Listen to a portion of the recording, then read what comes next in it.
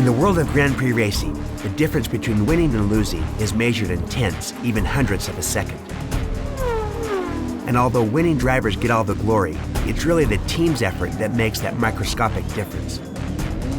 The driver must stop periodically in a pit lane where a pit crew of around 20 highly trained professionals services the vehicle, replaces the tires, fuels the tank, and makes instant repairs. Obviously, the crew must do this as fast as possible. For every 10 seconds a car is in the pit stop, competing cars will gain about half a kilometer. The world's fastest pit stop is just under 4 seconds. 4 seconds. Now that's what I call the speed of trust.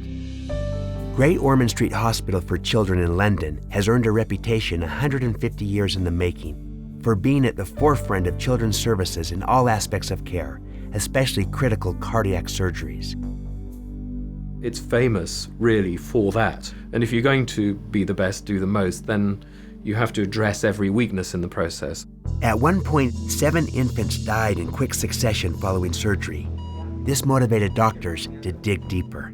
We found out from a previous study that the most dangerous time in a cardiac surgical procedure wasn't the operation or the time in the intensive care unit, but the journey between the two, because you have to disconnect the baby from a lot of kit, put it onto a trolley, move it down a corridor, reconnect it to another bunch of kit, and transfer a lot of intellectual knowledge about the baby from one tired team to a new, fresh team. It's this issue of if during the handover you omitted to tell the other team something vital that may save the patient's life or avoid a major incident. You can do the best operation you have ever done in your life, and you can have the best intensive care team waiting to receive the baby, and you can completely screw up in a 2-minute period when you move the baby from one place to another.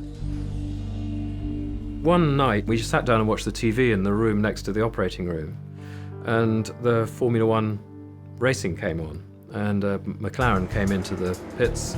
A bunch of guys got themselves very organized, came in, changed the tires, filled it up with fuel, exchanged a lot of information with the people at the pits, and he set off again in 6.8 seconds.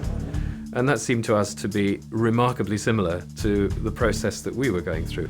Even though it seemed like a bizarre comparison, actually there's an enormous number of parallels that we can draw between a pit stop and the transfer of a patient from surgery to intensive care. They all involve complex technology, multi-specialist teams, lots of people doing lots of different jobs all at once. They're conducted under time pressure. They need to be error-free.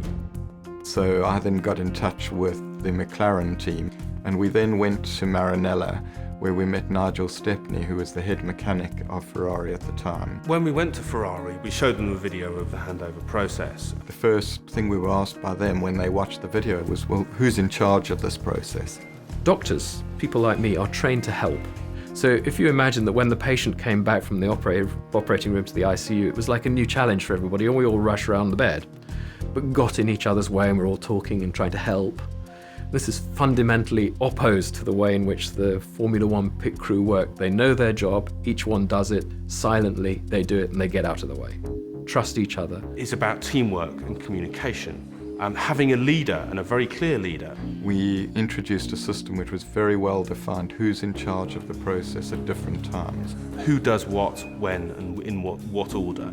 I think that the trust is critical. I have to trust that those other people will do their job well. And my public demonstration of that trust is to step back out of the way, because I don't need to be there when they're doing their stuff. I think it's much better now because everything's focused, everybody's got their own role and they know their own role as well. Now we know exactly where everything's going to be at any given time, while before it was very random. We reduced the number of errors, we improved the transfer of information. Seeing them get better, and over the years seeing the results improve dramatically is just magic.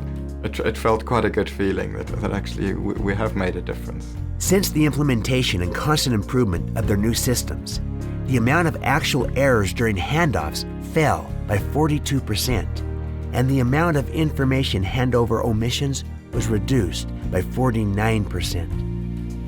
Just like the precise Ferrari pit crew and the meticulous hospital surgical teams, you can build trustworthy systems and structures that enable people to succeed.